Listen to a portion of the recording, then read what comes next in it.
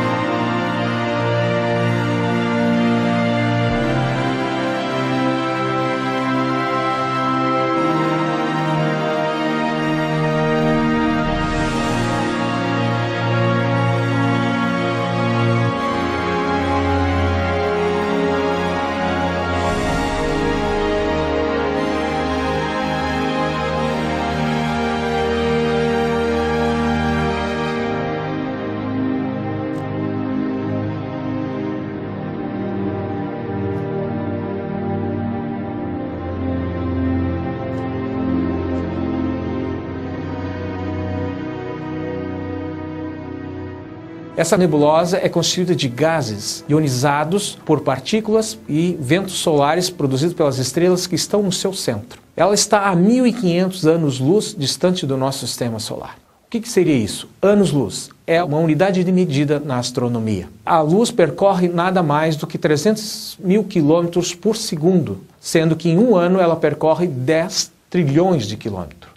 Assim entendemos que 1.500 anos-luz corresponderá a 15 quatrilhões de quilômetros distante do nosso sistema solar. Se nós viajássemos à velocidade da luz, levaríamos nada mais do que 1.500 anos para chegar até lá.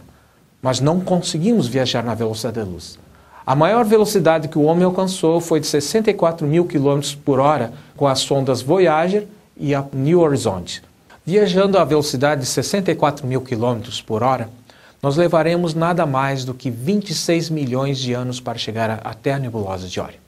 Em outras palavras, precisaríamos de 800 mil gerações humanas para alguém chegar até a nebulosa de Órion. No centro dessa nebulosa existe um grupo de estrelas conhecida como trapézio. Essas estrelas têm de 10 a 15 vezes o tamanho do nosso Sol. Elas produzem ventos solares que criam uma pressão, fazendo com que as nuvens, os gases, se afastem que estão em volta dessas estrelas, criando uma cavidade mais ou menos de 81 trilhões de quilômetros de profundidade. Atrás dessa nebulosa existe uma outra nebulosa, chamada a nebulosa KL, descoberta em 1967. Mas todas essas coisas não é exclusivo da nebulosa de Órion. São encontrados em outras nebulosas, em todas as outras constelações, em qualquer parte da nossa galáxia. Bem, será que essa cavidade é um buraco negro? Não. Um buraco negro, muitas vezes nós entendemos que seja alguma coisa que você caia e tenha que sair no outro lado. Não. O buraco negro é uma estrela em colapso. Quando ela atinge o auge de sua plenitude, ela explode e ao explodir ela perde toda a matéria, ficando só o seu núcleo, que chamamos de estrelas de nêutron. Só existe nêutron nesse núcleo. Mas a estrela continua a girar, entrando em colapso, ao ponto de criar um campo magnético como se fosse um dínamo. E essa força é tão forte que ela atrai tudo, até mesmo a luz.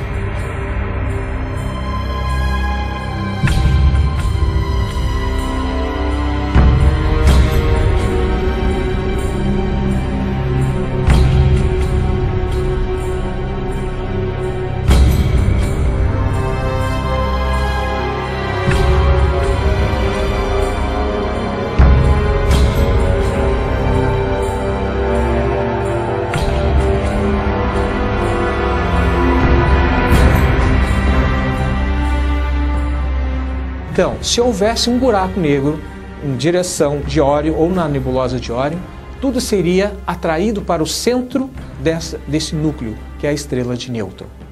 Assim como o nosso planeta, que está próximo à constelação de Órion. Então, um buraco negro não existe na constelação de Órion e muito menos no centro da nebulosa. Então, qual é a relação da constelação de Órion com a volta de Jesus? A Bíblia menciona no Evangelho de Mateus, capítulo 24, que todo olho o verá. Como é que isso é possível? Como alguém que está num lado do planeta e no outro verem Jesus ao mesmo tempo?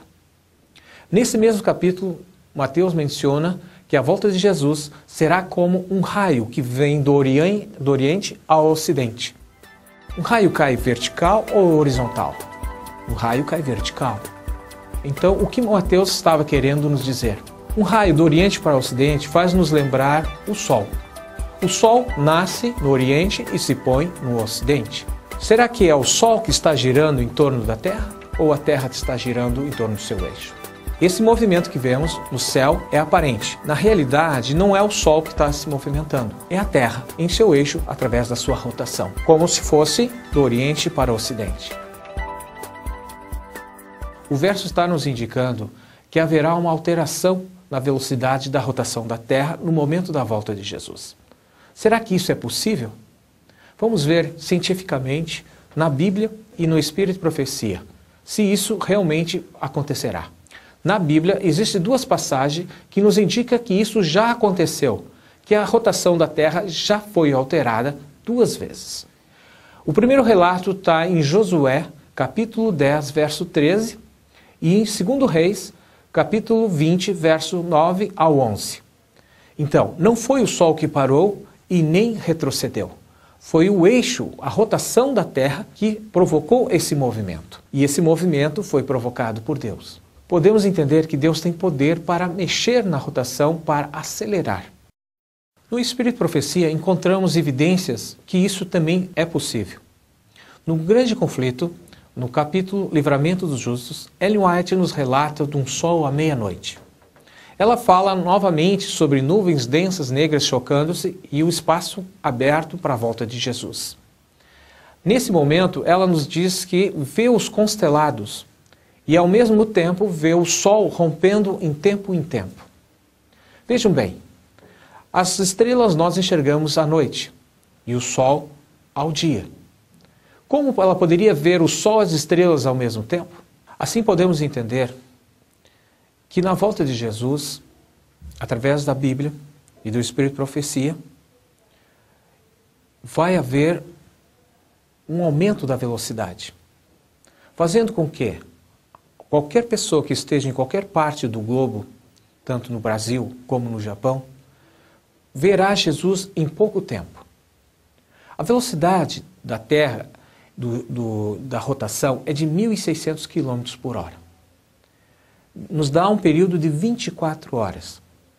Mas essa rotação sendo alterada, esse movimento possivelmente fará que o período do dia seja de 2 a 3 horas, fazendo com que, em pouco tempo, todos possam ver todos os eventos que acontecerá no céu e na volta de Jesus. Será que isso cientificamente é possível? Pois bem, em 2007, 2 cientistas fizeram uma simulação em um computador para ver as consequências do aquecimento global no planeta. E eles observaram que, com o aquecimento global, as águas dos oceanos começariam a ficar mais leves e começariam a se direcionar para os polos, fazendo com que a Terra comece a adquirir mais velocidade e, assim, alterando a rotação normal do planeta. Em 2004, no dia 26 de dezembro, houve um tsunami na Indonésia.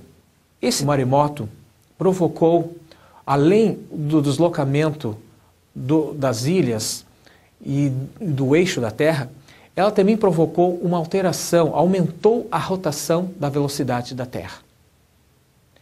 Então, para vocês entenderem, se um terremoto, um aquecimento global, pode alterar a rotação da Terra, imagine agora quando Jesus voltar. Toda a natureza estará abalada, terremotos, maremotos, vulcões. Tudo isso provocará alteração da Terra, indicando que o que Mateus viu, um relâmpago saindo do Oriente ao Ocidente, está nos indicando que a Terra está sendo alterada a velocidade da rotação. Será que isso poderá realmente acontecer? Lembra que a Bíblia, em Isaías e Apocalipse, nos fala que o sol vai se aquecer até 7 vezes, que abrasará os homens no momento da volta de Jesus? Então, se a Bíblia nos relata que o sol vai aquecer, que os terremotos vão acontecer, farão que essa rotação seja alterada e fazendo com que todo o olho veja em pouco tempo. Mas será que é só isso?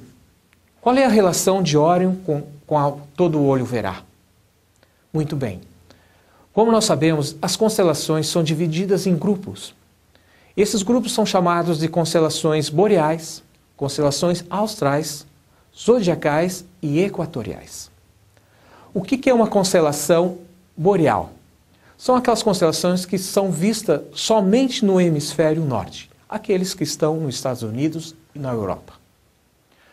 As constelações austrais são aquelas constelações que só são vistas no hemisfério sul. Nós, Brasil, Argentina, sul da África, Austrália. Um exemplo, a constelação do Cruzeiro do Sul.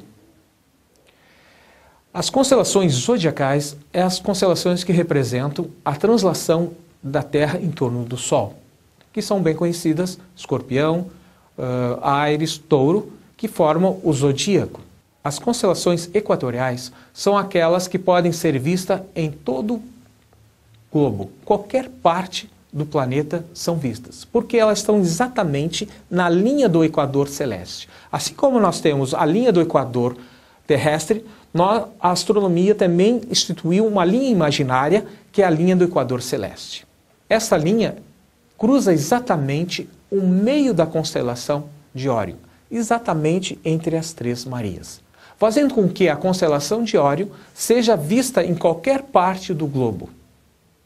Então, a relação da constelação de Órion com a volta de Jesus não está em uma estrela ou uma nebulosa que está a 1.500 anos-luz distante do nosso planeta. Está relacionada com a posição no céu, onde há um ângulo perfeito para que todos possam ver em qualquer parte do globo. Assim como o movimento alterado, aumentado da rotação da Terra e a posição da constelação faz com que todo o olho o veja. Por isso que Ellen White viu, quando ela relaciona os constelados, ela estava vendo a constelação de Órion como fundo da volta de Jesus. Mas o que é essa abertura? O que Ellen White falou? A Bíblia fala de um céu aberto. Como podemos entender? Para entender isso, nós temos, em primeiro lugar, entender a natureza dos anjos. Um anjo pode atravessar uma parede? Será que ele tem um corpo? Será que ele tem matéria? Será que ele tem consistência? Como você pode entender? Qual é a tua visão em relação ao anjo? Se ele pode nos tocar, nos carregar, falar com nós, então ele